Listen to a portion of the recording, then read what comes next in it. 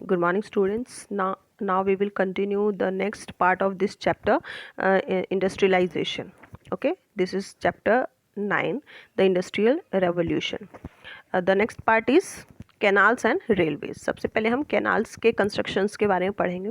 Canals जो थे उनका वो इनिशियली इसलिए उनको बिल्ड किया गया था ताकि जो कोल है वो शहरों को ट्रांसपोर्ट किया जा सके, कोल माइन से उनको शहरों तक पहुंचाया जा सके, है ना. क्योंकि ये जो कोल होता था वो बहुत बल्की होता था, वेटेड होता था, और जो कोल का वेट होता था वो ट्रांसपोर्ट को रोड से काफ़ी स्लो, रोड से अगर उसको ले जाना पड़े तो काफ़ी स्लो होता था ये जो प्रोसेस होती थी, और ज़्यादा एक्सपेंसिव भी होता था कैनाल्स की अपेक्षा.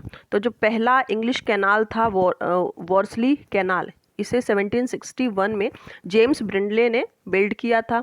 और इसका जो कंप्लीशन था, ये जब ये कंप्लीट हुआ तो कोल का जो वैल्यू है वो हाफ रह गया. उसकी जो कीमत थी कोयले की वो घट करके आधी हो गई थी, क्योंकि उसका ट्रांसपोर्टेशन इजी हो गया था. कैनाल्स जो थे उनका यूज़ कोल्स को ट्रांसपोर्ट करने के लिए किया जाता था. कैनाल्स जो थे उनको यूजुअली जो बड़े बड़े लैंड ओनर्स होते थे वो बनवाते थे, और ताकि जो माइंस हैं उनकी वैल्यूज़ इंक्रीज़ हो जाए. क्वेरीज जो होती थी फॉरेस्ट में, और उनकी ज़मीनों पर उनकी वैल्यूज़ को इंक्रीज़ करने के लिए ये जो बड़े बड़े लैंड ओनर्स होते थे कैनाल्स बनवाया करते थे. कैनाल्स जो बने तो उससे नए शहरों में मार्केटिंग सेंटर्स बने. और जो सिटी थी बर्मिंघम, इसमें एग्जांपल दिया गया है कि बर्मिंघम सिटी में जो कैनाल सिस्टम के कारण लंदन से कनेक्ट करना कैनाल्स कोल माइनिंग्स को बहुत इजी हो गया था. जो ब्रिस्टो चैनल था और जो मर्सी और हम्बर रिवर्स पर जो से बना था कैनाल, ये जो था इसने बहुत हेल्प की लंदन को कनेक्ट करने में कैनाल सिस्टम के थ्रू, और उसकी लंदन की पोजीशन और ज़्यादा इसके कारण बढ़ी थी इस ब्रिस्टोल कैनाल के कारण. ठीक है, जो मर्सी और हम्बर रिवर्स से बनाई गई थी. इस पीरियड को कैनाल मेनिया के नाम से जाना जाता है. 1788 से 1796 के बीच का जो समय था वो कैनाल मेनिया के नाम से फेमस है. इस समय पर 46 प्रोजेक्ट्स बनाए गए थे कैनाल्स के, जिसमें 25 नए कैनाल्स बनाए गए और उन्हें शुरू भी किया गया था. तो उसके बाद है रेलवेज. जो पहला स्टीम लोकोमोटिव था वो उसे स्टेफेंसन रॉकेट ने 1814 में अपीयर किया था. रेलवेज के कारण जो रेलवे जो था एक ट्रांसपोर्ट के नए साधन के रूप में इमर्ज हुआ, और ये लगभग पूरा साल अवेलेबल होता था. जो कैनाल्स होते थे वो ज़्यादा, अगर बारिश का समय ज़्यादा हो जाता था तो बाढ़ आ जाती थी, उस समय रुक जाता था, या फिर जब बारिश नहीं होती थी तो पानी की कमी के कारण ये कैनाल्स जो थे साल भर खुले नहीं रहते थे. लेकिन जो रेलवेज़ का जब इन्वेंशन हुआ तो जो रेलवेज़ था एक ऐसा ट्रांसपोर्ट का माध्यम बना जो साल भर अवेलेबल होता था, और सस्ता भी होता था और तेज़ भी होता था. पैसेंजर्स और गुड्स को भी एक साथ ले जा सकता था, कैरी कर सकता था. ठीक है, इसमें दो इन्वेंशन कंबाइन है. पहला है द आयरन ट्रैक, लोहे की जो ट्रैक है, रेलवे ट्रैक्स, उनका इन्वेंशन हुआ. जो वुडन ट्रैक को जिसने रिप्लेस किया 1760s में, और स्टीम इंजन को इसके साथ जोड़ करके इसको तेज़ी दी गई. रेलवेज़ का इन्वेंशन जो था उसने इंडस्ट्रियलाइजेशन की पूरी प्रोसेस को सेकंड स्टेज में पहुंचा दिया. फर्स्ट रेलवे लाइन जो थी वो स्टॉकटन और डार्लिंगटन, इन दो शहरों को इसने जोड़ा 1825 में, जो लगभग 9 माइल्स के डिस्टेंस को कवर करती थी, और 2 घंटे में ये लगभग 24 किलोमीटर पर आवर की स्पीड से चलती थी. जो नेक्स्ट रेलवे लाइन थी वो लिवरपूल और मैनचेस्टर को कनेक्ट करती थी 1830 में, जिसे बनाया गया था. तो 20 सालों के अंदर जो रेलवेज था उसकी स्पीड को इम्प्रूव किया गया, और ये 30 माइल पर आवर से 50 माइल पर आवर की स्पीड से चलने लगे. ठीक है, 1830s में कैनाल्स का यूज़ जो था उससे बहुत सारी प्रॉब्लम्स क्रिएट होने लगी, है ना. जो कंजेशन था वेसल्स का जो कैनाल्स होते थे कहीं कहीं पर बहुत सकरे होते थे, और जो वेसल्स होते थे जिसमें कोयला भर के ले जाया जाता था, आयरन भर के ले जाया जाता था, वो काफ़ी बड़े होते थे, तो वो उसमें फंस जाते थे जाकर, जिससे उनकी स्पीड बहुत स्लो हो जाती थी कैनाल्स की। और कहीं अगर फ्रॉस्ट हो गया, अगर फ्लड आ गया, अगर ड्रॉट आ गया, तो उनका यूज़ लिमिटेड हो जाता था कैनाल्स का। जबकि रेलवेज़ के साथ ऐसी कोई प्रॉब्लम नहीं थी, ये कन्वीनियंट ऑल्टरनेट के रूप में इसका यूज़ किया जाता था। लगभग 6000 माइल्स रेलवेज़ का को 1830 से 1850 के बीच में ब्रिटेन में ओपन किया गया, और इनमें 2 शॉर्ट बर्स्ट भी इम्पॉर्टेंट हैं। ठीक है, लिटिल रेलवे मेनिया शुरू हुआ 1833 से 37 के बीच में, जिसमें 1400 माइल्स की लाइन, रेलवे लाइन बनाई गई। और जो बिगर मेनिया आया रेलवे का, वो 1844 से 47 के बीच में था, जब 9500 लंबी रेलवे लाइन का को बनाना सैंक्शन किया गया। ठीक है, फिर अब ये सब जो आविष्कार हुए, इन्वेंशन हुए, इससे लोगों की लाइफ में क्या चेंज आया। ठीक है, पहला तो था चेंज जो था ये था कि प्रॉफिट बढ़ा लोगों का, जो भी इंडस्ट्रियलिस्ट्स थे उनका प्रॉफिट काफ़ी बढ़ गया। कुछ रिच लोग, जो कुछ धनी अमीर लोग जो थे, उन्होंने रिस्क लिया और इंडस्ट्रीज़ पर अपना मनी इन्वेस्ट किया, इस होप में कि उन्हें प्रॉफिट मिलेगा और उनकी जो मनी थी वो मल्टीप्लाई होगी। ये ज़्यादातर केसेस में जो उनकी मनी होती थी, जो उनकी पूंजी होती थी, वो मल्टीप्लाई भी हुई। वेल्थ जो था गुड्स के फॉर्म में, इनकम के फॉर्म में, सर्विसेज, नॉलेज और प्रोडक्टिव एफिशिएंसी के रूप में जो था, बहुत तेज़ गति से इंक्रीज़ हुआ। तो प्रॉफिट बढ़ा, पहला तो ये है। दूसरा है ह्यूज पॉपुलेशन।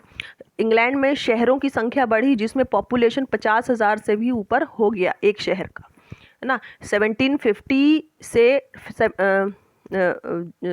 1850 के बीच में जो है पॉपुलेशन कई गुना बढ़ा शहरों में। ये जो ग्रोथ थी वो एडिकेट हाउसिंग प्रॉब्लम, सैनिटेशन और क्लीन वाटर की सप्लाई के लिए एक रुकावट थी। लोगों को जो है बुरी कंडीशन में स्लम्स बना करके रहना पड़ता था। इस कारण जो है अर्बन जो शहर थे उसके आसपास स्लम्स का जो है ग्रोथ शुरू हुई, और बहुत ही बैड कंडीशन में वहाँ पर लोगों को रहना पड़ता था। जो न्यू कमर्स थे, जो विलेजेस से फोर्स होकर के शहरों में आते थे जॉब के लिए, वो ओवर क्राउडेड हो गए थे वो एरियाज़। ऐसे टाउन्स जहाँ पर इंडस्ट्रीज़ ज़्यादा थी, जो फैक्ट्रीज़ के पास होते थे, ऐसे जगह हैं वहाँ पर स्लम्स काफ़ी ज़्यादा ओवर क्राउडेड हो गए। जबकि जो रिच इनहैबिटेंट्स थे, जो उन इंडस्ट्रीज़ के मालिक थे, उन्होंने अपने जो घर थे वो ऐसी जगह पे बनाए थे जहाँ पर शुद्ध हवा उनको मिलती थी और पीने का साफ़ पानी मिलता था। जबकि जो ये इमिग्रेंट्स थे, जो जॉब की तलाश में आते थे, इनको गंदी जो बस्तियाँ होती थी वहाँ पर रहना पड़ता था, और ऐसी कंडीशन में उनको अपनी लाइफ सस्टेन करनी पड़ती थी। ठीक है, वर्कर्स की लाइफ उस समय पर कैसी थी। 1842 में एक सर्वे रिवील हुआ, उसमें बताया गया कि जो वर्कर्स होते थे उनकी जो लाइफ स्पैन थी वो घट करके बहुत कम हो गई थी। ठीक है, सिटीज़ में बर्मिंघम में जो वर्कर की जो लाइफ स्पैन थी वो 15 साल रह गई थी, मैनचेस्टर में 17 और डर्बी में 21। आधे से ज़्यादा जो चिल्ड्रन थे वो 5 साल तक ही सर्वाइव कर पाते थे। सिटीज़ में जो पॉपुलेशन इंक्रीज़ हुआ उसका कारण इमिग्रेंट्स का आना था, लोगों का माइग्रेट होना था, ना कि बच्चों की संख्या बढ़ना फैमिलीज़ में, है ना। तो पॉपुलेशन इसलिए बढ़ रहा था टाउन्स का क्योंकि इमिग्रेंट्स आ रहे थे। परिवार में जो बच्चे थे वो सर्वाइव नहीं कर पाते थे, जो थे वो भी 5 साल से ज़्यादा सर्वाइव नहीं कर पा रहे थे।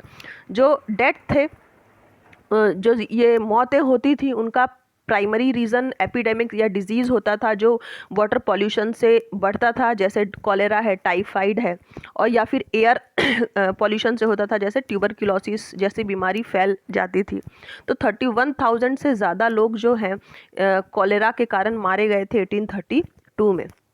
19th सेंचुरी के अंत तक जो म्यूनिसिपल अथॉरिटीज़ थी उन्होंने टोटली निगलेक्ट किया इस डेंजरस कंडीशन को, लोगों का जो था, और मेडिकल नॉलेज जो थी उस समय वो भी इतनी ज़्यादा डेवलप नहीं हुई थी, और ये जिसे ताकि ये जो डिजीज़ हैं इनसे लोगों को जो है ट्रीटमेंट दिया जा सके, तो ये कंडीशन हो गई थी वर्कर्स की इंडस्ट्रियलाइजेशन के कारण। ठीक है, अब women, children and industrialization. Children और रूरल पुअर जो थे, ग्रामीण क्षेत्रों में रहने वाले जो गरीब लोग थे और बच्चे थे, वो भी फार्म्स में, घरों में भी काम करते थे और फार्म्स में भी काम करते थे, और अपने पेरेंट्स या रिलेटिव के निगरानी में काम किया करते थे। विमेन जो होती थी वो एक्टिवली फार्म वर्क में इन्वॉल्व रहती थी, और लाइफ स्टॉक वो रेयर करती थी, फायरवुड गैदर करना, यार्न स्पिन करना, वो घरों में ही ये सब काम करती थी। जो काम के जो घंटे होते थे वो अनब्रोकन होते थे, बटे हुए होते थे, और स्ट्रिक्ट डिसिप्लिन में और शार्प फॉर्म्स में पनिशमेंट भी मिलता था उनको अगर उनका काम समय पर कंप्लीट ना हो तो। विमेन और चिल्ड्रन की जो अर्निंग थी वो मेंस के वेजेस को सपोर्ट करने के लिए ज़रूरी थी। केवल मेन के काम करने से उनका गुजारा नहीं होता था, बच्चों को और महिलाओं को भी उनके साथ काम करना पड़ता था। जो मशीनरी थी वो इतनी स्प्रेड हो चुकी थी कि अब वर्कर्स की ज़रूरत ज़्यादा नहीं होती थी इंडस्ट्रीज़ में। तो इंडस्ट्रियलिस्ट जो थे वो विमेन और चिल्ड्रन को ही प्रेफर करते थे, क्योंकि वो कम वेजेस में काम करते थे और वो शिकायत भी नहीं करते थे अगर वर्किंग कंडीशन ख़राब होती थी इंडस्ट्रीज़ में, तो उसके लिए वो कोई किसी तरीके का कंप्लेन नहीं करते थे। जबकि जो पुरुष थे, मैन वर्कर थे, उन्हें ज़्यादा वेजेस चाहिए होता था, वो ज़्यादा वेजेस की डिमांड करते थे, और वर्किंग कंडीशन अगर पुअर होती थी तो उसके लिए वो आवाज़ भी उठाते थे। जबकि महिलाओं और बच्चों के साथ ऐसी कोई प्रॉब्लम नहीं थी। तो इस कारण जो इंडस्ट्रियलिस्ट थे वो उन्हीं को प्रेफर करते थे। विमेन जो थी वो सिल्क इंडस्ट्रीज़ में सबसे ज़्यादा काम करती थी। वहाँ पर वो लेस मेकिंग का और निटिंग इंडस्ट्रीज़ में निटिंग का काम करती थी, और साथ ही जो बर्मिंघम में मेटल इंडस्ट्री थी वहाँ पर भी काम किया करती थी। जो बच्चे होते थे वो टेक्सटाइल फैक्ट्रीज़ में एम्प्लॉयड होते थे, क्योंकि वहाँ पर छोटे पैमाने पर काम होता था, तो जो मशीनरी जो होती थी वो छोटी छोटी होती थी, इसलिए वहाँ पर बच्चे काम कर पाते थे। काम के घंटे बहुत ज़्यादा होते थे, उसमें संडे को मशीनरी को क्लीन करना भी इंक्लूड था, और फ्रेश जो बच्चे थे वहाँ पर उनको ताज़ी हवा भी नहीं मिल पाती थी। चिल्ड्रन जो थे कई बार उनके हाथ कट जाते थे इन मशीनों में आकर के, कई बार वो गिर कर के मर भी जाते थे इन मशीनों में। कोल माइंस जो थे वो भी एक डेंजरस प्लेस था काम करने का। जो एक्सप्लोजन होता था उसके कारण कई बार छत गिर जाती थी और उसमें कई कोल वर्कर्स की डेथ हो जाती थी। जो छोटे बच्चे होते थे वो ट्रैपर्स के रूप में उनको काम किया जाता था, जो कोल वैगन्स में उनको बिठा करके और कोल माइंस में भेजा जाता था काम करने के लिए। वो अपने पीठ पर जो कोल होता था वो ढो करके ले करके आते थे। अब ये सारी जो कंडीशंस थी इनके अगेंस्ट फिर मूवमेंट होने शुरू हो गए जगह जगह पे। महिलाओं और बच्चों की जो खराब स्थिति होने लगी इंडस्ट्रियलाइजेशन के कारण जो समस्याएं उत्पन्न हुई, फिर मूवमेंट शुरू हुए उनके अगेंस्ट, है ना। लिबर्टी, इक्वलिटी और फ्रेटर्निटी के लिए पहले जो फ्रांस में डिमांड रखी गई थी फ्रेंच पार्लियामेंट्री असेंबली में, इसका बहुत असर हुआ था फ्रांस में और डेमोक्रेटिक इंस्टीट्यूशन बन पाया था फ्रांस। इसी को देखते हुए इंग्लैंड में पॉलिटिकल प्रोटेस्ट हुआ। ये जो हार्श वर्किंग कंडीशन थी फैक्ट्रीज़ में इनके खिलाफ, और जो वर्किंग पॉपुलेशन था उसने राइट टू वोट का अधिकार उन्हें मिला की डिमांड की, और इस तरह से वहाँ पर प्रोटेस्ट मूवमेंट की शुरुआत हुई। फिर जो मशीनें आई थी इंग्लैंड और यूरोप के बीच में, जो ट्रेड था वो डिसरप्ट होने लगा, और जो फैक्ट्रीज थी वो बंद होने लगी, अनएम्प्लॉयमेंट बढ़ने लगा, और जो फूड जैसे एसेंशियल आइटम थे, जैसे फूड है, ब्रेड है, मीट है, और इन सब की कीमतें बहुत ज़्यादा बढ़ने लगी थी। और एवरेज वेज, अब जो मज़दूर थे वो अपने लिए इसीलिए एवरेज वेज की डिमांड करने लगे थे, एक औसत मजदूरी की डिमांड करने लगे थे, ताकि वो अपनी इन सब ज़रूरतों को फुलफ़िल कर पाएँ। ठीक है। देन एक एक्ट पास हुआ 1795 में पार्लियामेंट में, जिसे कॉम्बिनेशन एक्ट कहा जाता है।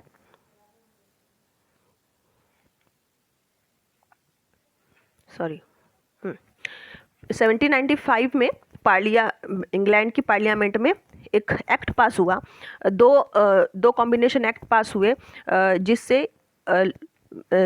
जिसमें लोगों का स्पीच, लोगों को भाषण के द्वारा लोगों को भड़काना, ये इलीगल बना दिया गया। राजा के अगेंस्ट अगर कोई बात करता था भीड़ को इकट्ठा करके, तो ये जो है राजा के खिलाफ उकसाना माना जाता था, और जो है इसे इलीगल घोषित कर दिया गया। और जो कॉन्स्टिट्यूशन है या फिर गवर्नमेंट है, उसके अगेंस्ट अगर कोई पब्लिक मीटिंग की जाती थी, 50% से ज़्यादा लोग अगर इकट्ठा होते थे एक जगह, तो इसे इलीगल घोषित कर दिया गया। लेकिन फिर भी प्रोटेस्ट नहीं रुका, और जो है ये कंटिन्यू रहा जो प्रोटेस्ट मूवमेंट था। पार्लियामेंट के जो मेंबर्स थे उनमें लैंड ओनर्स थे, मैन्युफैक्चरर थे, प्रोफेशनल्स थे, ये सब थे। इन्होंने वर्किंग पॉपुलेशन को राइट टू वोट देना अपोज किया। इसको पक्ष में नहीं थे वो कि जो वर्किंग पॉपुलेशन है उनको वोट देने का अधिकार मिले, है ना। तो फिर एक सपोर्टेड कॉर्न लॉ बना, कानून बना, जिसने सस्ते फूड आइटम को इंपोर्ट करना जो है उस पर वो प्रिवेंट किया। ब्रिटेन में कम कीमतों पर ब्रिटेन में फूड अवेलेबल हो पाए, और इससे सर्टेन लेवल पे ये जो है राइज हुआ, ये सस्ती कीमतों पे जो फूड है वो प्रोवाइड होने लगा।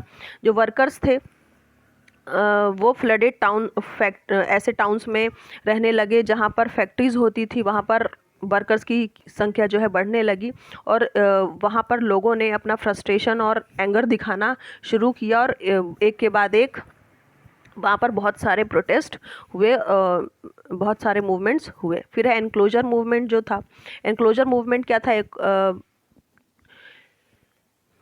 Another cause of hardship was the process known as enclosure, है ना। एक और जो प्रोसेस थी इसी मूवमेंट के से जुड़ी हुई, जिसे एनक्लोजर कहा जाता है, जिसके द्वारा 1770s में सैकड़ों की संख्या में जो स्मॉल फॉर्म्स थे उन्हें बड़े फॉर्म्स में कन्वर्ट कर दिया गया। जो पावरफुल लैंडलॉर्ड्स थे उन्होंने उनकी ज़मीनें छीन ली थी, हमने पीछे पढ़ा था।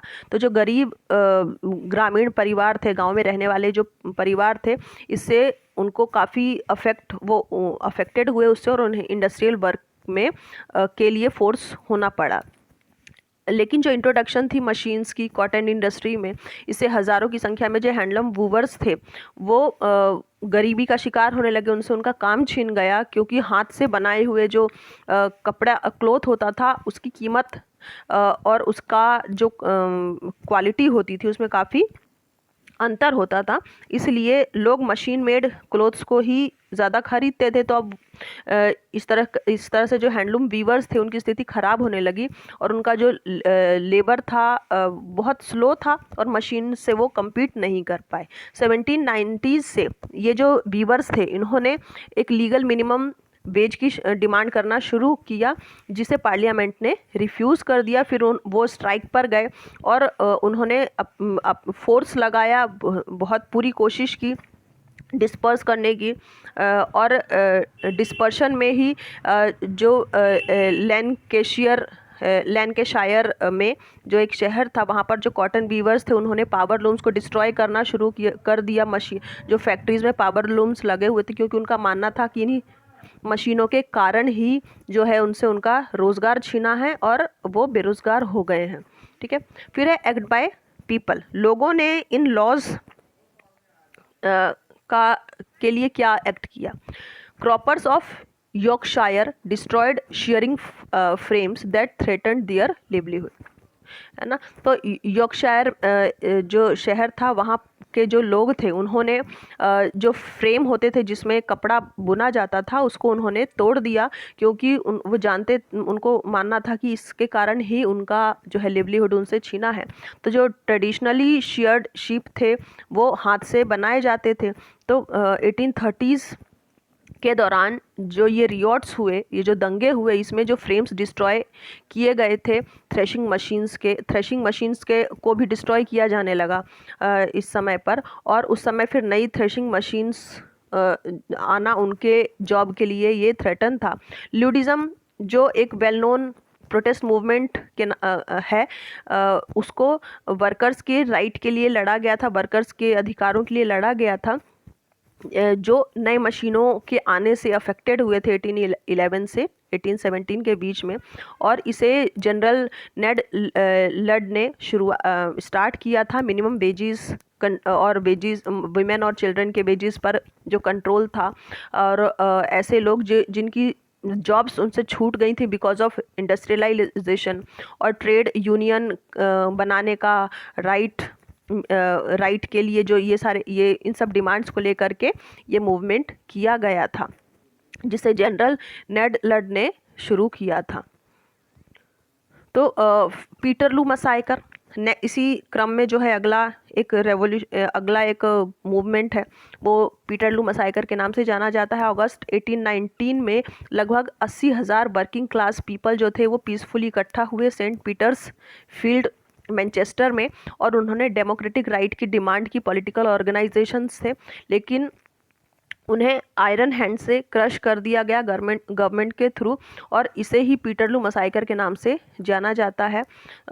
The rights demanded were denied by 6 acts, जो 6 एक्ट ऐसे बनाए गए जिनके थ्रू इनके सारे डिमांड को क्रश कर दिया गया, ख़त्म कर दिया गया। ठीक है। तो जो लॉज बनाए गए थे, लॉज पास किए गए थे इनके सेफ्टी के लिए, उसमें 1819 में एक कानून पास किया गया जिसमें चिल्ड्रन जो 9 साल से कम के होते थे उनका काम करना प्रोहिबिट कर दिया गया फैक्ट्रीज़ में, और साथ ही काम के जो घंटे होते थे वो 16 आवर्स से 12 आवर्स कर दिया गया। जो एक एक्ट पास हुआ जिसमें 9 साल के नीचे के बच्चों को केवल सिल्क फैक्ट्रीज़ में काम करने की परमिशन दी गई, और काम के घंटे उनके जो थे वो जो बड़े बच्चे होते थे उनके लिए थोड़ा बढ़ाया गया, और जो छोटे होते थे उनके लिए जो घंटे थे काम के उन्हें कम कर दिया गया। और कई सारी फैक्ट्रीज़ जो थी जहाँ पर इंस्पेक्टर्स को रखना ज़रूरी कर दिया गया ताकि ये जो एक्ट है वो एनफोर्स किया जा सके। तो जो लिमिटेड आवर्स थे वर्क के महिलाओं और छोटे बच्चों के लिए वो 10 घंटे कर दिया गया, और मेल वर्कर्स के लिए। ठीक है। जो माइंस कमीशन था 1842 में, एक माइंस कमीशन सेटअप किया गया गवर्नमेंट के थ्रू, जिसमें वर्किंग कंडीशन जो थी माइंस की उनको सुधारा गया, और ये 1833 के एक्ट के कारण जो और वर्स कंडीशन हो चुकी थी उसमें बदलाव किया गया, क्योंकि जो ज़्यादातर बच्चे होते थे वो कोल माइंस में ही काम करते थे। जो माइंस और कलारीज थी उसके लिए 1842 में एक एक्ट बनाया गया जिसमें महिलाओं और बच्चों का कोल माइंस में काम करना इलीगल घोषित कर दिया गया। अब हम पढ़ेंगे इंडस्ट्रियल रेवोल्यूशन। कुछ ऐसे स्कॉलर्स हैं जिनका मानना ये है कि इंडस्ट्रियल रेवोल्यूशन नहीं हुआ था, ऐसा कोई रेवोल्यूशन नहीं हुआ था। तो इस पर भी डिबेट हुआ है कि इंडस्ट्रियल रेवोल्यूशन में सही मायने में हुआ भी था या नहीं। 1970s तक जो हिस्टोरियन थे उन्होंने इंडस्ट्रियल रेवोल्यूशन इस टर्म को जो यूज़ किया गया था, इसे ब्रिटेन में 1780 से 1820 के बीच में इससे काफ़ी अलग था, है ना। जो 1970s तक के हिस्टोरियन थे उन्होंने इस टर्म को काफ़ी अलग तरीके से समझा। इंडस्ट्रियल रेवोल्यूशन जो टर्म था उसे मॉडर्न हिस्टोरियंस ने चैलेंज किया है। इंडस्ट्रियलाइजेशन जो था एकदम से तो नहीं हुआ था, ये एक ग्रेजुअल चेंज था इंडस्ट्रियल सेक्टर में। ये सडन रेवोल्यूशन नहीं इसलिए कहा जा सकता, इसलिए इसे रेवोल्यूशन का नाम नहीं दिया जा सकता, क्योंकि रेवोल्यूशन वो होता है जो एकदम से बदलाव लेकर के आता है। तो फैक्ट्रीज़ में वर्कर्स का काम करना, मनी का ज़्यादा से ज़्यादा यूज़ होना, ये सब ऑलरेडी एग्जिस्टेड थे 19th सेंचुरी के पहले भी। इंडस्ट्रियलाइजेशन जो था इससे एक नए लेवल में प्रोसेसिंग की शुरुआत हुई थी। बड़े बड़े जो एरियाज़ थे इंग्लैंड के वो फैक्ट्रीज़ और माइन से अभी भी अनअफेक्टेड थे। तो इसलिए जो टर्म है ये इंडस्ट्रियल रेवोल्यूशन वो इसे इनकरेक्ट माना गया। इंडस्ट्रियलाइजेशन जो है वो कुछ रीजन्स या फिर कुछ शहर जैसे कि लंदन, मैनचेस्टर, बर्मिंघम और न्यू कैसल जैसे शहरों में ही सिमट के रह गया, ये पूरे इंग्लैंड में नहीं आया था। ठीक है, इसलिए ये माना जाता है कि इंडस्ट्रियल रेवोल्यूशन जैसी कोई स्थिति आई ही नहीं थी। कॉटन टेक्सटाइल इंडस्ट्रीज़ में जो ग्रोथ आई थी उसका बेस था नॉन ब्रिटिश रॉ मटेरियल्स, है ना, जो दूसरे देशों से जो रॉ मटेरियल मंगवाया जाता था और कोई मेटेलिक मनी और उसको सेल किया जाता था, मेटेलिक मनी उसके बदले में उन्हें मिलता था। जो मेटेलिक मनी और स्टीम पावर था वो 19th सेंचुरी तक बहुत रेयर था, बहुत कम जगहों पर ही था। ब्रिटिश इंपोर्ट्स और एक्सपोर्ट्स का में रैपिड ग्रोथ जो आया था 1780s से, इसके कारण ट्रेड काफ़ी बढ़ा नॉर्थ अमेरिका के साथ उनका। अमेरिकन वॉर जो हुआ इंडिपेंडेंस के लिए, इसने ट्रेड को डिसरप्ट किया और इंडस्ट्रियल ग्रोथ जो थी वो 1815 से 20 के बीच में इसकी जो ग्रोथ थी वो सस्टेन हो गई, रुक गई थी वहीं पर। फ्रेंच रेवोल्यूशन और नेपोलियन के साथ जो ये नेपोलियन के जो वॉर हुए, है ना, इससे भी इंडस्ट्रीज़ और फैक्ट्रीज़ को काफ़ी नुकसान पहुंचा 1793 के बाद। इंडस्ट्रियलाइजेशन जो है वो कैपिटल के इन्वेस्टमेंट, इंफ्रास्ट्रक्चर की बिल्डिंग्स और नए मशीन्स को इंस्टॉल करना और प्रोडक्टिविटी को बढ़ना, इन सब से क्लोजली रिलेटेड माना जा सकता है इन्हें। तो ये इंडस्ट्रियलाइजेशन जो है, इंडस्ट्रियल रेवोल्यूशन जो है, इन टर्म्स के बेस पर हम इन्हें समझ सकते हैं, है ना। हालांकि जो प्रोडक्टिव इन्वेस्टमेंट था वो बढ़ा था 1820 के बाद, लेकिन उसमें जो इन्वेस्टमेंट था वो बढ़ा था, प्रोडक्टिविटी जो थी बढ़ी थी। कॉटन, आयरन और इंजीनियरिंग इंडस्ट्रीज जो थी वो आधे से भी ज़्यादा इंडस्ट्रियल प्रोडक्शन को गेन करती थी 1840s तक। ब्रिटिश इकोनॉमिक ग्रोथ जो थी वो 1815 के बाद ही क्यों बढ़ी, है ना, इस पर भी जो हिस्टोरियन है उनका उनके अपने अपने मत हैं। हिस्टोरियंस ने ये पॉइंट आउट किया है कि 1760 से 1850 के बीच में जो ब्रिटेन था उसने कुछ चीज़ों को जो इंडस्ट्रियलाइज थे और यूरोप में जो वॉर्स, इंडस्ट्रियलाइजेशन के कारण जो वॉर्स हुए, उन सब चीज़ों में काफ़ी धीरे धीरे बदलाव आया था। कुछ चीज़ों में कैपिटल बोरो करके उसको यूज़ करना to fight the wars rather than invested, है ना। कैपिटल का यूज़ जो है वो वॉर्स फाइट करने की जगह पे इन्वेस्ट करना ज़्यादा लोग अच्छा समझते थे। नियरली 35% से भी जो ज़्यादा कॉस्ट थे वॉर के, उसके लिए लोगों से ही टैक्स कलेक्ट किया जाता था। फैक्ट्रीज़ के जो वर्कर्स और फार्म्स होते थे उनको ज़बरदस्ती आर्मी में भेज दिया जाता था वॉर्स में पार्टिसिपेट करने के लिए। फूड प्राइसेस में बहुत तेज़ी से जो राइज हो रहा था, वृद्धि हो रही थी, इसके कारण जो कंज्यूमर गुड्स थे उन्हें खरीदना पुअर के लिए, गरीबों के लिए बहुत अब मुश्किल हो गया था। तो ये इंडस्ट्रियलाइजेशन जो टर्म है, इसके कारण ये सारे इफ़ेक्ट हुए थे। नेपोलियन की जो पॉलिसी थी ब्लॉकेड की और ब्रिटिश ने उन्हें रिस्पॉन्स किया था, वो यूरोपियन ब्रिटिश ट्रेडर्स से क्लोजली रिलेटेड है। जो वर्ड है इंडस्ट्रियल, इसका यूज़ रेवोल्यूशन के साथ बहुत कम ही किया जाता है ना। The transformation extended beyond the economic और industrial sector also became apparent in the social sector, है ना। इकोनॉमिक या फिर इंडस्ट्रियल सेक्टर जो था, इसका ट्रांसफॉर्मेशन बढ़ करके सोशल सेक्टर तक कहीं ज़्यादा पहुंच चुका था और इसने दो प्रोमिनेंट क्लास जनरेट किए जो थे बॉर्गेजी एंड द प्रोलेटेरियन लेबरर्स। मतलब एक वर्किंग क्लास था जो लेबरर्स की क्लास थी, प्रोलेटेरियन लेबरर्स जिन्हें कहा जाता था, और बॉर्गेजीज वो थे जो इंडस्ट्रीज़ के मालिक थे, बड़े बड़े फार्म्स के, इंडस्ट्रीज़ के जो मालिक थे, उन्हें ये बॉर्गेजीज टर्म से पुकारा जाता था। मतलब तो इस तरह से ये सोशल सेक्टर में पहुंच गया था। इंडस्ट्रियल सेक्टर में जो बदलाव हुए थे और सोसाइटी दो हिस्सों में बट के रह गई थी। तो ये सब इंडस्ट्रियल रेवोल्यूशन के कारण ही ये सारे चेंजेस आए थे और कई लॉज बनाए गए इनकी जो बुरी कंडीशंस थी उसमें सुधार करने के लिए। तो ये हमारा चैप्टर था इंडस्ट्रियलाइजेशन, जिसमें हमने पढ़ा कि इंडस्ट्रियल रेवोल्यूशन की शुरुआत कहाँ से होती है और इसका जो वर्स्ट सेक्शन था वो भी हमने देखा और जो इसका बेस्ट सेक्शन था वो भी हमने देखा।